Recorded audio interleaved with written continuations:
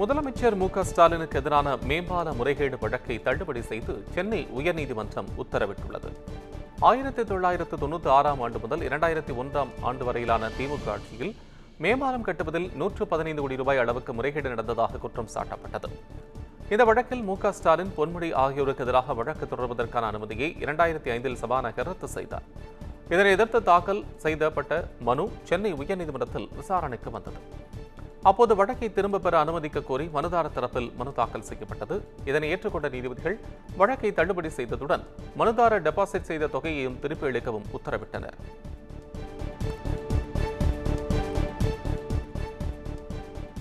ஜெகதாப்பட்டினம் மீனவர்கள் 11 பேருக்கு 2 ஆண்டு சிறை விதித்து இலங்கை ஊர்காவல்துறை நீதிமன்றம் தீர்ப்பளித்துள்ளது. புதுக்கோட்டை மாவட்டம் ஜெகதாப்பட்டினத்திலிருந்து கடந்த அக்டோபர் 9ஆம் தேதி 15 மீனவர்கள் கடலுக்கு மீன்பிடிக்கச் சென்றனர். அவர்கள் மீன்பிடித்துக் கொண்டிருந்தபோது அங்கு ரோந்து வந்த இலங்கை கடற்படையினர் எல்லை தாண்டி மீன்பிடித்ததாக தமிழக மீனவர்களை கைது செய்தனர். இந்த நிலையில் இன்று 3வது முறையாக மீனவர்களை ஊர்காவல்துறை நீதிமன்றத்தில் இலங்கை கடற்படையினர் ஆஜர்படுத்தினர்.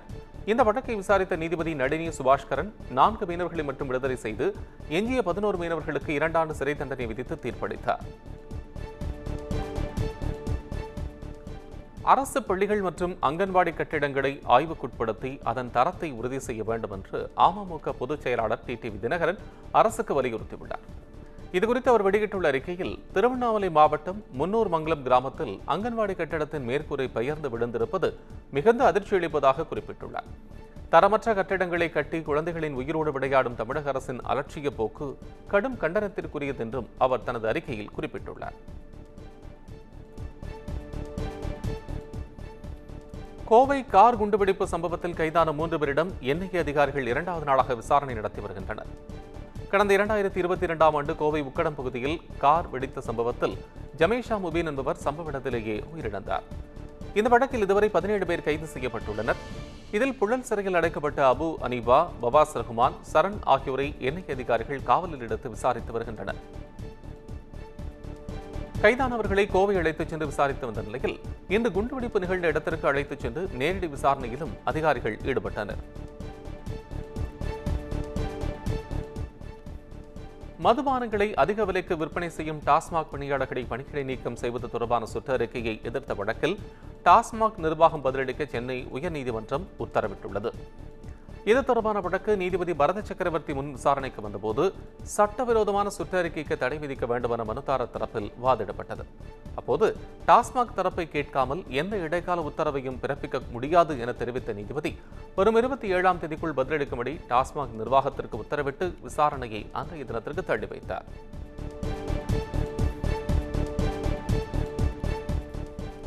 மதுரை மாவட்டம் பரவை அருகே பழங்குடியினர் சாதிச் சான்றிதழ் கேட்டு 6வது நாளாக நூதன முறையில் உணவு சமைத்து உணவு வழங்கும் போராட்டத்தில் மக்கள் ஈடுபட்டுள்ளனர்.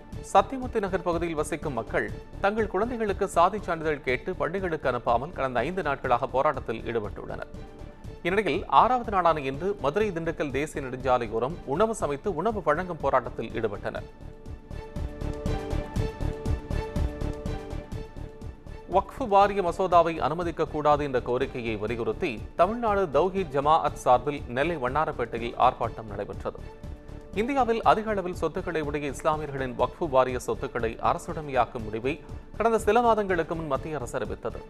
இதற்கு எதிர்ப்பு தெரிவித்து நாடு முழுவதும் போராட்டம் நடைபெற்று வருகிறது. இந்நிலையில் இந்த மசோதாவை உடனடியாக ரத்து செய்ய வேண்டும் என்று வலியுறுத்தி தமிழ்நாடு தௌஹீத் ஜமாஅத் தரப்பில் நெல்லை வண்ணாரப்பேட்டையில் ஆர்ப்பாட்டம் நடைபெற்றது. இதில் பெண்கள் உட்பட 500க்கும் மேற்பட்டோர் கலந்து கொண்டனர். விருதுநகர் மாவட்டம் ராஜபாளையம் அருகே சரக்கு ஆட்டோ கவிழ்ந்த விபத்துக்குள்ளானதில் 15 பெண் தொழிலாளர்கள் காயமடைந்தனர். தேவிப்பட்டினத்திலிருந்து சாத்தூர் பகுதிக்கு வேளாண் பணிக்காக 23 பெண் தொழிலாளர்கள் சரக்கு ஆட்டோவில் சென்றுள்ளனர். 7000 பண்ணை சாத்தூர் சாலையில் எதிரே வந்த பயணிகள் ஆட்டோவிற்கு வழிவிட முயன்றபோது சரக்கு ஆட்டோ கவிழ்ந்து விபத்துக்குள்ளானது. அதில் பயணித்த 15 பெண் தொழிலாளர்கள் காயமடைந்தனர். அவர்களை சக வாகன ஓட்டிகள் மீட்டு சாத்தூர் அரசு மருத்துவமனையில் அனுமதித்தனர். கங்குவா திரைப்படத்தின் சிறப்பு காட்சிக்கு அனுமதி அளித்து தமிழ்நாடு அரசு உத்தரவிட்டுள்ளது. சிவா இயக்கத்தில் சூர்யா, திசா பதானி உள்ளிட்டோர் நடித்துள்ள கங்குவா திரைப்படம் நாளை மறுநாள் திரைக்கு வருகின்றது. இந்த நிலையில் அப்படத்திற்கு முதல் 2 நாட்களில் காலை 5 மணி முதல் கூடுதலாக 2 சிறப்பு காட்சிகளுக்கு அனுமதி வழங்க வேண்டும் என தயாரிப்பு நிறுவனம் கோரிக்கை விடுத்தது. இதனை பரிசீலனை செய்த தமிழ்நாடு அரசு நாளை மறுநாள் மட்டும் காலை 9 மணி சிறப்பு காட்சி உட்பட 5 காட்சிகளை திரையிட அனுமதி வழங்கியுள்ளது.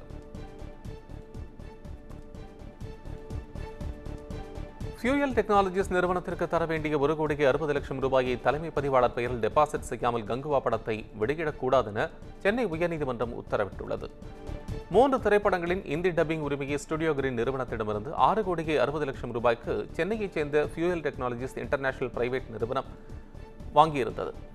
இதில் மீதமுள்ள 1,60,00,000 ரூபாய் வழங்கப்படாத நிலையில் வட்டியுடன் 11 கோடி ரூபாயை திருப்பி வழங்காமல் கங்குவா படத்தை வெளியிட அனுமதிக்கக்கூடாது என கூறி சென்னை உயர்நீதிமன்றத்தில் வழக்கு தொடரப்பட்டது. வழக்கு விசாரணைக்கு வந்தபோது இத்தனை ஆண்டுகள் காத்திருந்து படம் வெளியாக உள்ள நிலையில் வழக்கு தொடரப்பட்டதாக ஸ்டுடியோ கிரீன் தரப்பில் வாதிடப்பட்டது. தொடர்ந்து ஃபியூயல் டெக்னாலஜிஸ் நிறுவனத்துக்கு தர வேண்டிய 1,60,00,000 ரூபாயை தலைமை பதிவாளர் பெயரில் டெபாசிட் செய்யாமல் கங்குவா படத்தை வெளியிடக்கூடாது என நீதிபதிகள் உத்தரவிட்டனர்.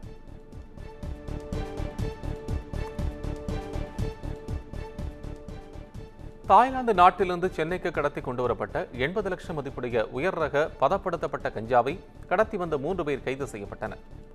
தாய்லாந்திலிருந்து விமானம் மூலம் டெல்லி வழியாக சென்னைக்கு கஞ்சா கடத்தி வரப்படுவதாக சென்னை மாநகர கஞ்சா போதைப்பொருள் தடுப்பு சிறப்பு பிரிவு போலீசாருக்கு தகவல் கிடைத்தது. இதையடுத்து விமான நிலையத்திற்கு வந்த போலீசார் இண்டிகோ ஏர்லைன்ஸ் விமானத்தில் வந்த பயணிகளை தீவிர சோதனைக்குட்படுத்தினர். அப்போது 3 பயணிகளிடமிருந்து 1.5 கிலோ இடையிலான சுமார் 80 லட்சம் ரூபாய் மதிப்புள்ள பதப்படுத்தப்பட்ட உயர் ரக கஞ்சா பறிமுதல் செய்யப்பட்டது. இதையடுத்து 3 பேரையும் கைது செய்து போலீசார் தீவிர விசாரணை நடத்தி வருகின்றனர். திருவள்ளூர் மாவட்டத்தில் கடல் சீற்றம் காரணமாக அலையில் சிக்கிய படகுகளை டிராக்டர் மூலம் மீனவர்கள் கரைக்கு கொண்டு வந்தனர். தென்மேற்கு வங்கக்கடலில் நிலை கொண்டுள்ள காற்றழுத்த தாழ்வு நிலையால் தமிழகத்தின் பல்வேறு பகுதிகளில் மிதமான மழை பெய்து வருகிறது. இந்த நிலையில் கடலை ஒட்டிய பகுதியான திருவள்ளூர் மாவட்டம் கோரைக்குப்பம் மீனவ கிராமத்தில் கடல் சீற்றம் காரணமாக கரையில் நிறுத்தப்பட்ட படகுகள் சில கடலில் இழுத்துச் செல்லப்பட்டன. இதையடுத்து வாடகை டிராக்டர் மூலமாக படகுகளை கரைக்கு இழுத்துச் சென்ற மீனவர்கள் நிலைநிறுத்தினர்.